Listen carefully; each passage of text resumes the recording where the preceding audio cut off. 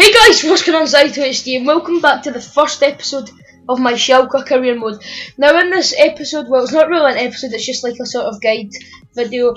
I'm just going to be showing you all around the squad and just sort of telling you what we're going to be doing for this series. So the squad report, as we can see, not really the squad report, sorry, I just mean the squad is looking pretty decent. We have amazing depth here on the reserve, as you can see. You know, we've got Huntelaar, Yoshida, Hogar's a pretty decent player, and Stasic I know is a great player on career mode.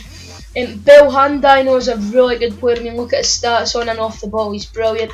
But the main starting 11 is what we are looking at for this episode, and also our budget. So in goals we have Ralph Farnan, and when you look at his goalkeeping stats, you just can't go wrong with that. Like, look at those goalkeeping stats: 83 diving, 83 handling, 84 positioning, 87 reflexes. Then in the right back, Kaysera. This is one position we will be looking to improve on in this team.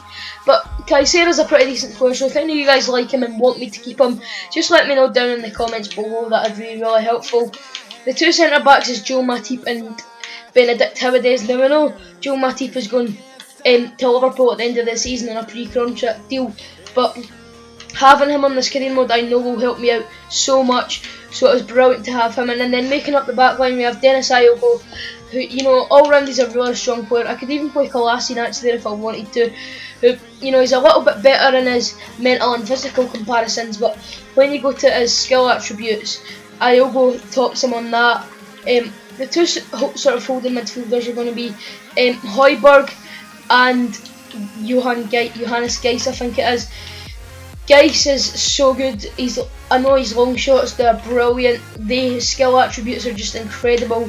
Højbjerg is on loan from Bayern Munich. His skill attributes and mental and physical attributes aren't really the best, but he will still do a brilliant job in the middle of this pitch, I am sure of it. On the left hand side we have Maximilian Meyer. Now this guy has a lot of potential. Obviously has to live up to something big since Julian Draxler left, but he has amazing stats. Maybe apart from his strength, we could work on that in training. I'm sure you can anyway.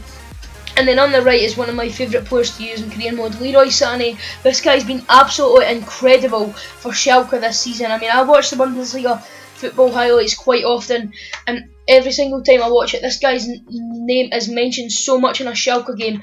So I'm looking forward to using him on this career mode. Now, completing the midfield, we have Leon Goretzka. This guy has got so much potential in his boots. You know, when you look at his stats, they're almost all of them in the green. He's an absolutely brilliant player. Then up front is Choupo-Moting. Now I know it says there he's a left mid, but he is naturally a striker and can play as a striker, as you can see. He doesn't really have any traits apart from flair, but those stats there are amazing. We will look to work on his finishing and his heading accuracy, obviously, because he is a striker.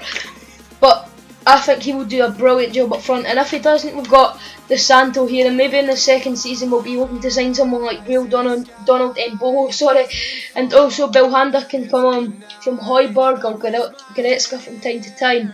Now, the last thing I want to talk about is the transfer budget. Now we have 15.5 million on the transfer budget and 150 grand on the wage budget, which I think is a really strong budget if you ask me.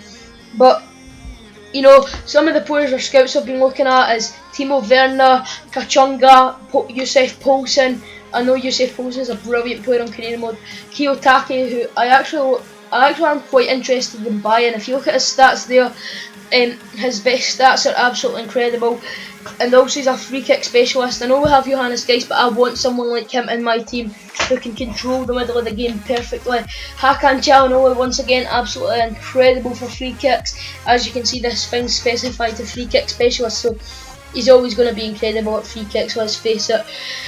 And Zlatko Junuzovic, who once again I could probably play in CDM. These two are a bit more of attacking players, but Junuzovic all round has amazing stats, and his stamina is absolutely brilliant. And for his age, he's not too old, so we could be able to pick him up and get a few seasons out of him. And then when you look at the other stuff here, it's just like strikers who I'm not really interested in.